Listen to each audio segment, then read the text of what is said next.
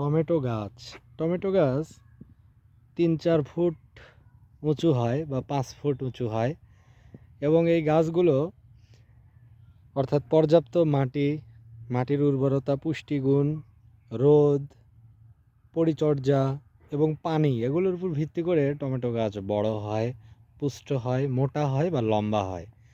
তবে টমেটো শুরুর দিকে গুল্ম জাতীয় বা বৃক্ষের মতো ধীরে ধীরে লম্বা একটা কাণ্ড নিয়ে বড় হয় এবং শাখা প্রশাখা অনেকগুলো হয় টমেটোর। যত শাখা প্রশাখা হবে তত টমেটো বেশি ধরে, কারণ নতুন নতুন ডগা থেকে, নতুন নতুন ডাল থেকে বেশি বেশি টমেটোর ফুল বের হয় এবং ফুল থেকে ধীরে ধীরে ফল হয়। এই যে টমেটোর ফুল দেখতে পাচ্ছেন, হলুদ বর্ণের টমেটো ফুল, হলুদ বর্ণের টমেটো ফুল।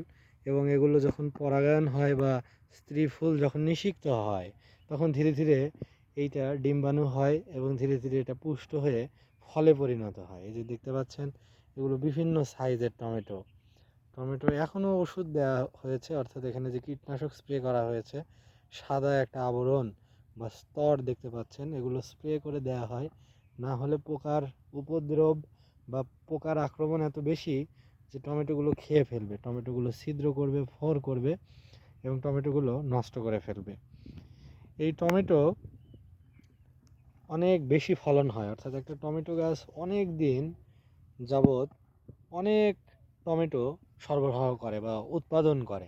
এর জন্য প্রয়োজন প্রতিদিনই প্রায় 2 দিন 3 দিন পর পরই ওষুধ দিতে হয়, কীটনাশক স্প্রে দিতে হয়, শুধুমাত্র পোকাকে দমন করার জন্য, পোকা ঠেকানোর জন্য। এই যে স্প্রেগুলো দেওয়া হয়েছে, এই স্প্রের প্রভাব আর কি যতক্ষণ থাকবে বা এই ওষুধগুলো যতক্ষণ গায়ে ভরে থাকবে বা এগুলোর যে রন্ধ্র রয়েছে ফলের গায়ে বা পাতার গায়ে, এগুলো ওই কীটনাশকটা শোষণ করে ভিতরে নিয়ে নেয়। তখন পোকামাকড় এগুলোকে আর বা কীটপতঙ্গ এগুলোকে আক্রমণ করে এগুলোকে আর খেতে পারে না, বা এটার যে একটা বিষক্রিয়া হয়, একটা নেগেটিভিটি তৈরি হয়, এতে করে তারা আর এগুলো আগের মতো নষ্ট করতে পারে না, উপদ্রবটা করতে পারে না। এই টমেটো ধীরে ধীরে যখন পরিপক্ক হবে তখন এগুলো ধীরে ধীরে হলুদ বর্ণ ধারণ করবে, পাকতে শুরু করবে এবং একসময় লাল বর্ণ বা রেড কালার ধারণ করবে। এবং জনপ্রিয় সালাদ সবজি হিসেবে টমেটোর ব্যাপক চাহিদা রয়েছে। এবং টমেটো একটা শীতকালীন সবজি, সাধারণত শীতকালে টমেটো হয়।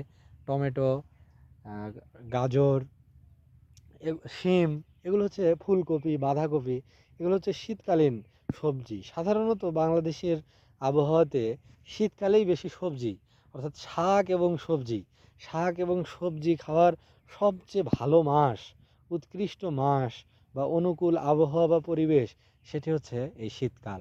এই উইন্টার সিজনেই সবচেয়ে বেশি সবজি, শাক ইত্যাদি উৎপাদিত হয়। এবং রং বেরঙের, অর্থাৎ রঙিন যে সবজিগুলো, বিভিন্ন রঙের সবজি, যেমন টমেটো লাল কালার, গাজর, এগুলো কিন্তু কালারফুল সবজি। এগুলো সব বেশিরভাগই উৎপাদিত হয় শীতকালে। শীতকালে সবজির জন্য নাম করা, যেমন গ্রীষ্ম নাম করা ফলের জন্য। বাংলাদেশে গ্রীষ্মকালকে বলা হয় মধু মাস, কারণ মধুর মতো মিষ্টি ফল যেমন আম, জাম, কাঁঠাল, লিচু ইত্যাদি কিন্তু পাকে গ্রীষ্মকালে, সামার সিজনে। আর শীতকালকে বলা হয় সবজির উর্বর মাস, অর্থাৎ যাবতীয় সবজি, যত রকমের সবজি, শাক, সব কিছুই কিন্তু পাওয়া যায়, বেশিরভাগ পাওয়া যায় হচ্ছে শীতকালে, বা শীতকালেই বেশি উৎপাদিত হয়।